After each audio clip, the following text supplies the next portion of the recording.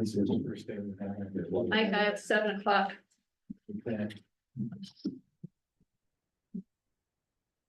Okay, all set. Like to open the public hearing for the Jackson County Board of Adjustment dated Monday, April 28th, 2025.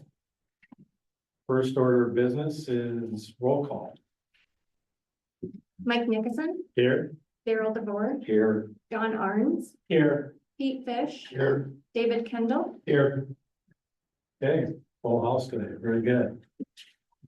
All right, we'll get started on the agenda. The first one is docket number 25-02. Oh, I'm sorry, thank you. Right there, I missed it.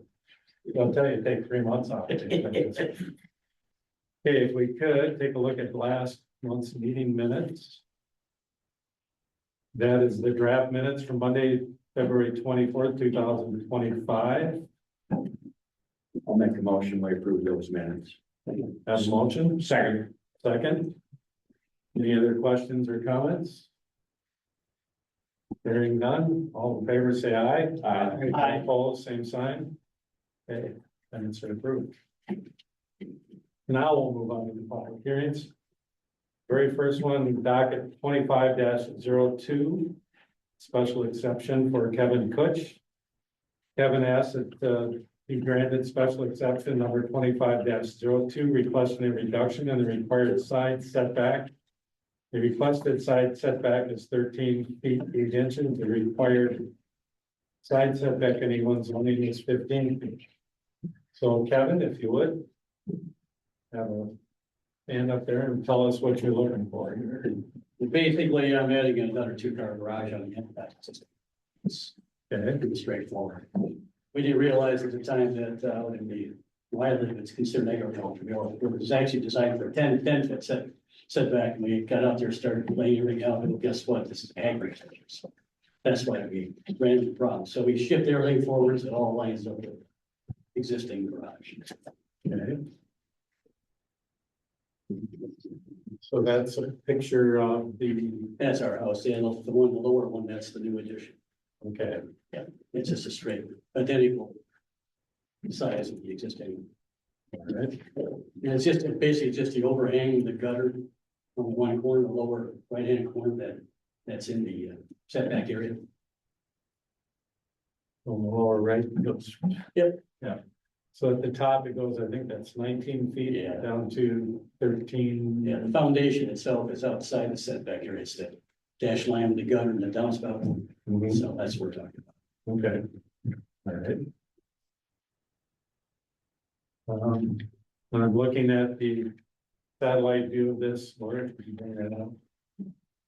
Next one, Is that the one you're looking at? yeah. Okay. I'm kind of. Do I have another one? Yeah, there's one for the. So that's the big picture property. And then, That's not a good picture, but no, that's, yeah, if you go to that first picture, it gives it a little more zoom in. All right, there we go. Yeah. Yeah, it's kind of subtle there, Kevin, that I can see, yeah. Yeah, when they built the house, obviously they didn't make it parallel with the lot line. So that's why I ran into the situation. Okay.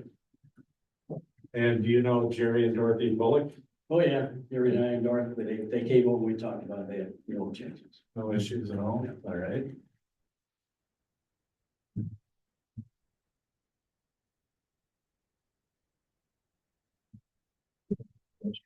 Absolutely. How is the property line established? Is there a survey or? Yeah, survey. Okay, So it's a recent survey, everything's been, You know, you need to know where your setback area is. So Right. that is survey. Okay. okay, and this was done by your surveyor? Yes. Correct, yeah.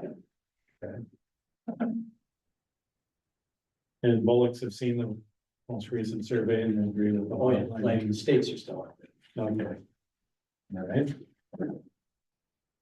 So no impact on any septic systems, water lines, underground, and LP gas lines, And and we're outside the easement from the electrical on the property. I mean, there's a easement that Uncle Electric has. It's right, it's to the, it'd be the south of the property. okay.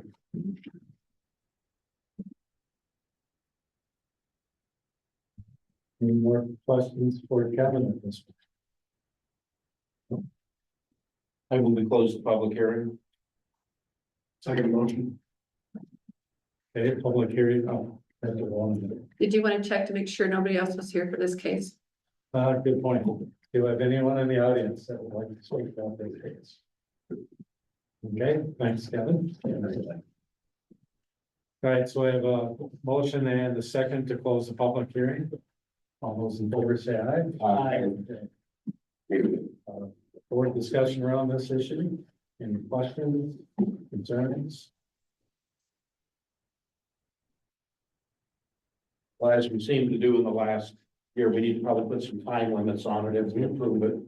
As far as beginning and ending.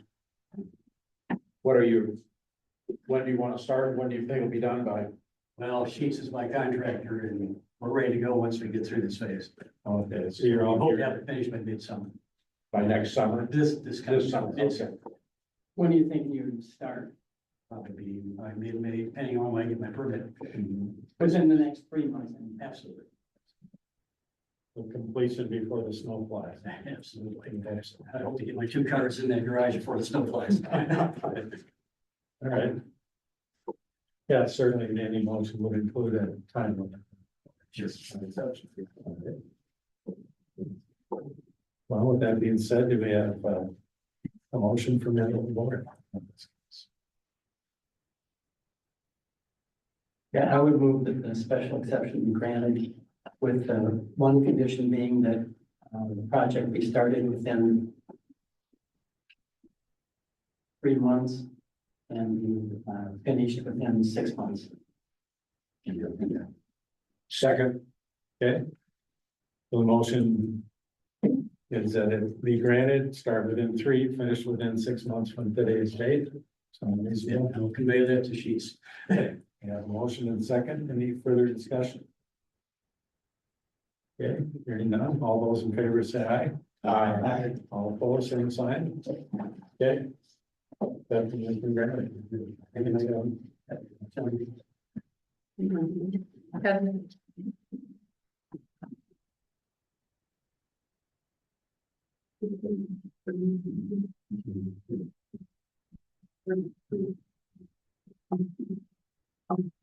Is it published? Okay. Okay, thank you. Okay, next item on the docket is number 25-03. Applicants are David and Mary Kay Johnson. Okay. The proposal is David and Mary Kay Johnson be granted special exception number 25-03, requesting a reduction in the required front setback. The requested front setback is no closer than 19 feet. The required front setback for R1 zoning is 30 feet. So David and Mary Kay, Dora, if you would, and tell us about what you're thinking of doing there.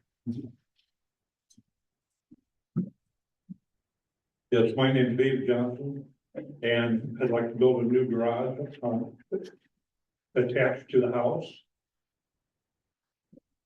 It would be on the northeast corner of the house, and I don't believe I'd be as much as 19 feet, but I was requesting up to 19 feet away, just in case I went a foot or 2 over because of the overhang. And there won't be any gutter on the front. Wanted to make it, I'm putting this for 24 by 24, but so I was looking at it and I probably won't be any wider than 20 foot for the way the situation is. Wait, you say that again? Wait, what? For the way the situation is, I've got one big tree right in front of the house. Okay. Yeah, And- I just didn't understand. Thanks. So you're saying that you may not need the 19 foot, it might be 4 foot further back, because you can't go the full 20. No, I might be 21 foot back Okay, because was going to offer maybe up to a 2 foot overhang. and Laurie, could you bring up the one with the hand drawn? There we go. So that 24-foot dimension that's upside down could be 21 feet, is what you're saying? Because of trees that, Right, okay. Well, it would actually be. Yeah. The 24-foot. If I have a larger overhang, then it'd be 19 foot. And possibly I could shorten it up to where it'd be only 20 foot away. You know, to where it's still got like a 1 foot overhang. There's no gutters on that section because of the way the roof is angled. Hoping to have it built by September, October. The contractors, they said that they probably wouldn't be able to start until maybe latter part of July, first part of August. And I don't know how long it'd take them, but I expect it to be done within 2 to 3 months. Okay.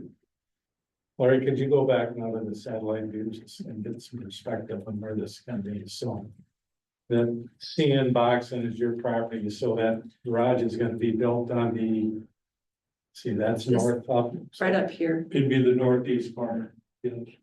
Okay. So as far as relative to your next door neighbor to the north there, that's really not an issue because it's. Yeah, the neighbor on the north is Ed. And, Beck, he's the one that helped me find the property marker. I found the property markers on both sides in the front. And I knew where the one was, but Ed had his surveyed about 5, 6 years ago. And so he knew where his was. And, from that, I was able to tell about where I've got to go and what I got to do. I'd be, 18 feet away from the north boundary marker. Mhm. But it's a steep hill right there. I've got like a small little gravel path for running a golf cart up and down to the lake. But, all the neighbors that I've talked to, they haven't had any complaints or anything. They said that they were all for it. They did ask me how high it'd be, and I'd like to keep it a little bit lower than the peak of the house that I have, so not gonna obstruct anyone's view other than the one neighbor a little bit. And that would have been Ed Smith, and he didn't seem to mind. What neighbors have you spoken to? Pardon? What neighbors have you spoken to about this? All. Terry Gavin lives in an angle. The only one I couldn't get in touch with was the one straight above me. But he's got 4 empty lots right above me, and then he lives there, but he's been in the hospital for 6, 7 months. Okay. Yeah, satellite again. Ed Smith lives next to me. So when you say above, you mean to the, across the street? He'd be straight east from me. Right, He owns 5 lots. and those are all empty? The 4 are. Or, And then he lives on the other side of the road, on the next road up from me. okay, And Cheryl Thompson, she lives on the south side of me. And she's been building and adding on to her place because she hopes to move up here full time this year. And she was telling me she had hopes to possibly build a garage also. And so she was happy that I was putting in for business. big trailblazing for her, in other words. I guess. Okay. So I guess you could call that. All right, are you clear on the fact that we include the overhang as part of the incursion? Yes, and that's why I was requesting up to 19 feet. Okay, Because I would be possibly up to that, but maybe just a little bit short. okay, just want to make sure we're clear on that. okay, Did have one obstacle, and that was with Farm Services where they ran the gas line. And I'd already talked to them, and he said, no problem. He said he would run a temporary, let him know 3 weeks before construction. He'd run a temporary, and then he would have an outfit come out and retrench and change the location of the line. But he wouldn't have to move the tank, he said, so, Any other impacted utilities, electrical, no, septic, no. anything like that? All the utilities come in on the east end of the house. Okay. And the gas. Maybe not disruption, but the temporary line, that would affect only your property? Would that Yes, affect others? yes. Only your property, okay. Yeah, in fact, I would, for where the tank's located, I would keep it to the east, or not to the east, but to the south side of where I'm building, and then it's actually, the regulator's on the front part of the house, and so all you do is reroute it. And, that's the only other obstacle I have. Just a general, so everybody out in Leisure Lake, they're all on their own, individual propane, Yeah, LP gas system. I have my own well, and I'd be more than 30 feet away from where it's at, so. Does Leisure Lake Association have to approve this? No. I have talked to people, and in fact, they're the ones that were telling me that. But the one guy I talked to up there, he said, no, you only have to be 15 away from the center of the road, and then your property line probably another 15. And so then I got to checking into it, and I thought, that's not exactly right. Yeah, probably wise to contact. I had another lady out there telling people they could build 3 feet away. I gave her a copy of the setbacks. All right, any other questions? Any other comments? Anyone from the audience want to speak to this issue? All right, seeing none, thank you very much. Thank you. I would entertain a motion to close the public hearing. So moved. And motion. And a second. No, second. Motion and second, all those in favor say aye. Aye. All opposed, same sign. If I may, this list here is a copy of the list of everybody who has any notice about this bill. We did not hear anything from Leisure Lake, anyone expressed any concerns or questioning this, but yeah, this is a typical Leisure Lake notification. I would be happy if half the people knew who the person was that was petitioning. Well, sometimes I don't have to. Oops, hang on, I still got one. Oh, Sorry, yeah. I was only partway there.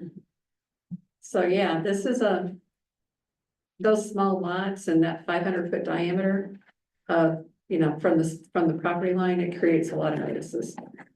So, but no, we didn't hear back from anybody about this, and he and I talked quite a bit, before he put this together, and he understands the roof line is the closest point to the property line. And after we started talking, we wanted to ask for worst case scenario. That's why he's asking for no closer than 19 feet, just in case there was some hiccups.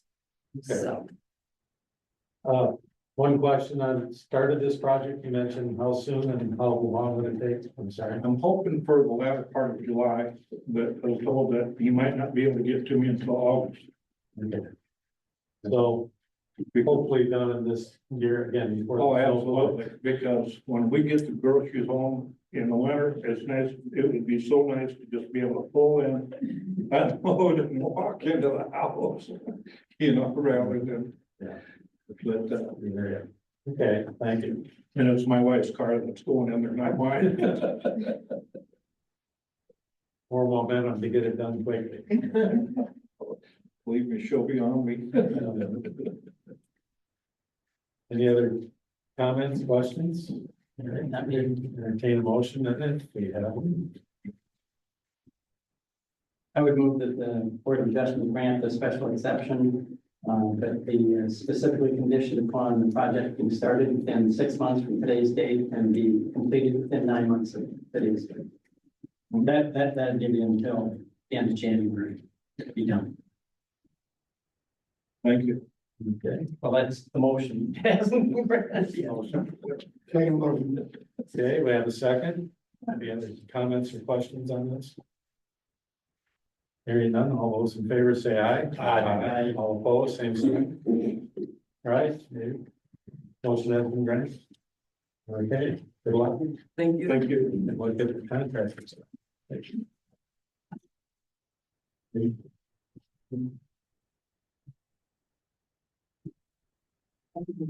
Right. Ready to move on to the next one? Okay, next docket is docket number 25-04. Applicants are Gregory and Mary Thomas. Are they here? Okay, very good. The proposal is to allow applicants to operate an agricultural chemical sales and storage business. The owners operate drones to spray and seed farm fields. So if you'd like to come up and tell us what you're doing. Sorry, just a question. Are you a 109 certified drone pilot then? Or are you 107. 107? Sorry. Yes. That was close. Yeah. Along with, And along with long list of other yes. qualifications. Okay. Licensing is a lot. There you go. Oh, yeah. Well, I've signed some 107 applicants. Yep. So we're looking at putting a, building up a 50 by 80 shop and storage unit for, our agricultural service business. At our farm on 100th Street there. Just, and then Quick question. Can you give me a context of where this is in Jackson County? Whispering Meadows, if you know where that's at, is, No. okay, south of Springbrook. So if you 2 turn, miles. yeah, by Geronimo's. Oh, yeah. South of there, yeah. If you Okay. go on that gravel road and keep going, we're like 2.5 miles south of there. Okay. How far south is Springbrook? 2.5, 3 miles maybe. Okay. It was Dennis Tabby's old farm. We couldn't get into that. Yeah. Okay. All right. Right by That Whis- helps. right by Whis- I know Springboard. Yeah. I didn't grow up in the area, so I'm Yeah. from some of these places. Okay, And the special exemption is just to operate our agricultural Drone business. drone business in Ag town. Service business out of the farm. okay. So you currently, your primary residence is on this property then? No, it is east of Springbrook. 3 miles. 3 miles. On 150th Street. Okay, Here's Springbrook, you guys right here. all right. I'm in 362nd and it veers into 100. This is the property they're talking about. What Yeah. you're saying. This one. But I went into, you guys were asking for you with Springbrook. Can you orient it with what we have on? Yes. There. Okay. Oh, I see, yeah, it is outlined. Yeah, there's a current shed there that we operate our farm in, and to the north and east of that. We want to put a shed in that area. 5-year grant. Yeah, right, closer to the, Oh, even tucked in more, or go down to, go towards the house more and back towards the shed, right in that area. no, just tucked in. And is there a house there now? Yes, Yeah, it's around, Who lives in the house? currently nobody. Our employees will live there for May through August. And then we're gonna try to Airbnb it after that or do something after that. Gotcha. Who lives right next door? Mardell Steiness would be the closest one. Oh, I'm sorry. I thought next door to the, no, that's all Well- part of the farm. That's all part of the farm there. And they own all That's- that. Okay, Greg and Mary and Greg and Mary. Yep, yeah. oh, okay. And across the road. across the road is Mardell Steiness. Or no, That's- directly that's across the Correct. street too. Yep, that's ours as well. Okay, got it. And then Mardell's here. Whispering Meadows is down here. And then Hostetler's. Yeah. They're over a quarter mile away from their site. And topography wise, you're on the top of the hill, right? Pretty much, yeah. Okay. It's pretty rolling hills. And again, was it 50,000 square foot? Sorry, how big was it? 50 by 80. Oh, 50 by 80, sorry, 50,000 would be big. Yeah. And the purpose of that would be to store chemical, Yep, stage chemicals, receive, deliver, yep. Okay, And there's not too much of that we do, to be No, honest. Then we'll have three, offices tucked in there. Inside the building, it's just all one solid rectangular structure, nothing obvious that it's. and this is to support your drone agriculture business? yeah, correct. And just quickly explain, so the drone agriculture portion of it, you're not dropping chemicals using drone, you're siting areas or? We spray, farmers fields with drones, yes, You do? yes, So like fungicide season, like during Fungicide. fungicide, you see the big yellow planes, so instead of the planes were more accurate over the ground. Cause a little less disruptance to Sure. people around us. Just curious, what kind of load can you carry? about 10.5 to 13 gallons. 100+ pounds. Yep, you know? yep. Okay. And is, again, just curious, you have to remain line of sight the whole time that Yes. you're doing this, Yes, which has no impact on this, of course. no, no, Okay, so you're storing your chemicals, you're getting in a truck, taking your drone and the chemicals to the site, correct, line and come back. correct.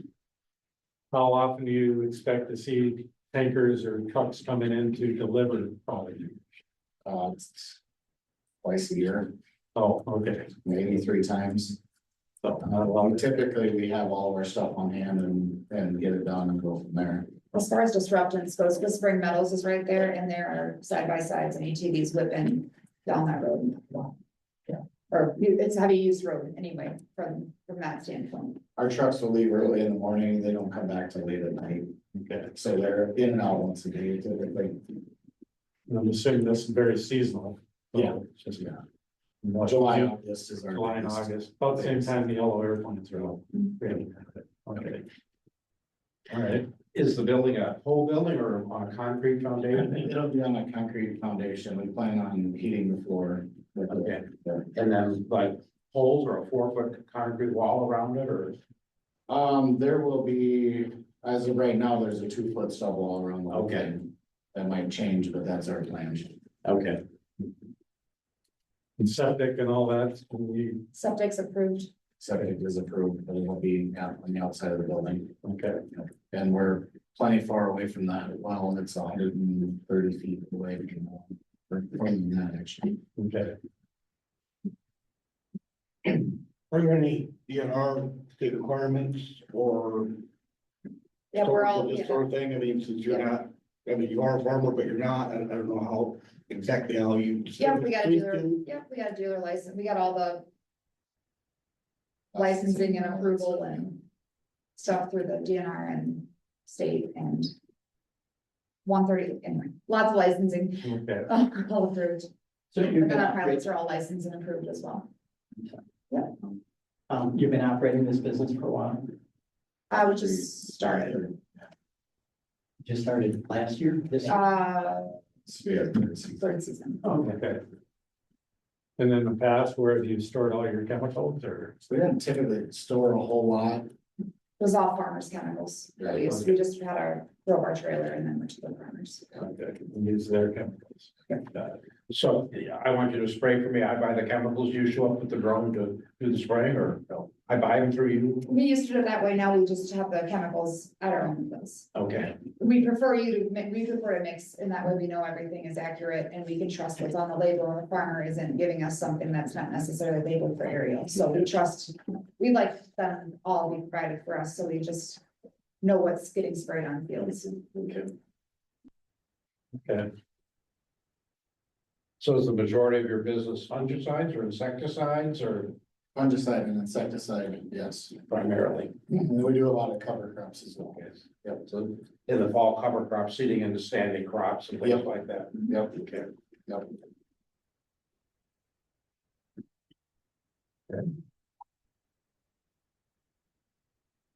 any more information for the board? Any other questions? If not, thank you. I'd entertain a motion to close the public hearing. Anybody objections to that, Lori? I have not heard from anyone on that. Sorry, anybody in the audience? Is your chemicals gonna be brought in bulk tanker, or is it gonna be junk?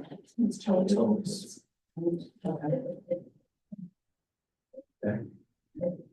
Any other questions?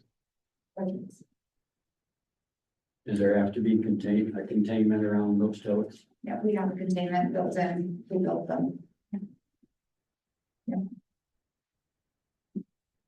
It's been taken, you're gonna have to take care of. Yeah, we did on, yep.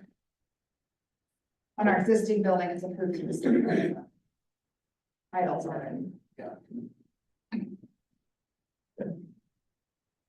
And you guys had asked me if we heard from anybody. These were the 3 properties that we needed to notify. It was a 400, or excuse me, a 500-foot notification. So that was very limited, and it was all based off the measurements from this person. And no feedback from anybody? Nope. All right, You have to have a washout area? No, we currently wash everything, because that's our drones, we currently wash everything in the field and spray it off. right on the farmer's field. Right. Okay. Because typically, the tank on the truck is always empty, and then the last couple passes is the drone, and then that's cleaned out. There's nothing left in the drones once they're done.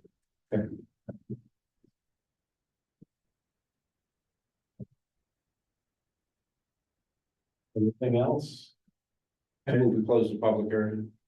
Motion to close, I'll second. and a second. Any other questions, comments? All those in favor say aye. Aye. All opposed, same sign. What's your timeline on construction? As soon as we can, like I said, we gotta go through a few more things now, that we gotta do. This isn't an approval for the building. This is an approval for the operation for the agricultural chemical sales and storage business, not for the building.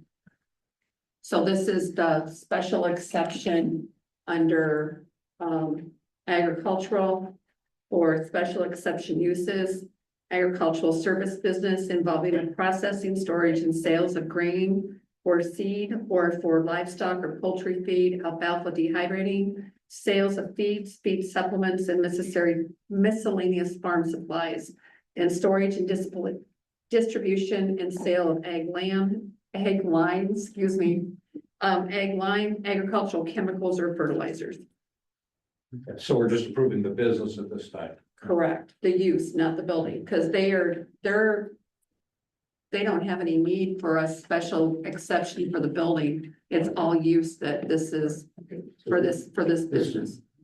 Really with the use of the property. Correct. Okay. So this special exception just has to do with that parcel or all of their parcels? Were you guys looking to extend it into the parcel of west? No, it's just that parcel. Okay. That's where I was going with it, but I'm like, whoa, if it's not, we got time to zig. Well, yeah, if there was any motion, it might include the requirement that it's limited to that parcel. That was the application was made to, was just this parcel. Okay. All right. I move we approve docket 25-04. Okay. I second it. Okay, we have a motion and a second. Can I bring some discussion to you guys real quick? Yes. go ahead. Okay, I looked at this to see if there needed to be any conditions recommended to you guys. And with the distance from the neighbors and the use of the business, you know, it's just moving stuff in and out, small operation. I didn't find the need to make any conditions for this. Excuse me, can I ask one question? Have you had any discussion with the science with Marnell? Yeah. He comes over quite a bit to visit. Okay, And, yeah. all right. All right, we have a motion and second. Any other questions or comments? I got a question. What if they sell the parcel to the west? And wouldn't it be better to include that parcel with this with the special exception now? All ovals. I don't get you, why? Why do you say? That's that? right. What if they sell it? Yeah, Okay. Then somebody wants to buy it and do something there or move in. And they're still running their business and now we got someone close. I'm sorry, may I? Maybe I'm wrong. I don't have a plan on selling any of the parcels. It's all the everything, things change. Yeah, my thought is, you know, whoever's buying that parcel knows that there's an egg, Okay. an egg chemical sales and storage business next door.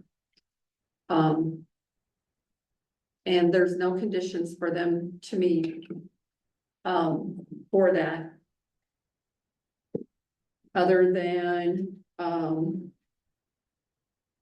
it can't be within 1,000 feet of a school, a church, or place of assembly, and is located so that prevailing winds do not cause gases, odors, or create a nuisance or hazards for developed properties in the vicinity. And that will be spelled out on the notice of decision.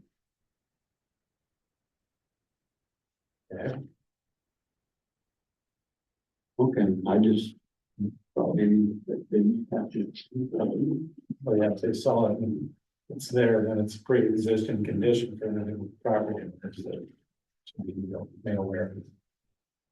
Well, now that I think about this, could you put, I thought about this, I've had so much going through my head with conditional use and stuff here lately. Could you keep it to where there's only the 2 buildings in the house? Is that you, in that way, if they want to expand the business, expand the footprint, they'd have to come back before the board. So right now, they're looking at 2 buildings. The 2 that are on existing. Well, they have the house right now. Excuse me, let me get closer. They have the house right now. Excuse me here. So they have the house, the current building, and the one they're gonna be building. So if they look to expand the business, they would need, I would put the condition that they would need to come back to the Board of Adjustment. point of question, what does the house have to do with business other than? It doesn't. It doesn't, but if they wanted to expand, I'm just saying, right now, they currently have this, this, and this. Right, If they wanted to expand and build 120 by 80-foot shed, we might want to revisit that because the scope of the operation is changing. Is it a? Ask the question. Pardon me? With what you're saying, you're talking that sounds to me like you're talking more, you're justifying the building. Well, there is the buildings that they're getting the conditional use for. However, if they were expanding their business, I can see where that would change the scope of what they're asking for. So in 10 years, Thomas Elevated Ag has expanded to 40 employees, 10 trucks. I'm building your business for you, Greg. We would probably want to revisit that because the business is growing. It's changed and evolved, and has it potentially outgrown that site?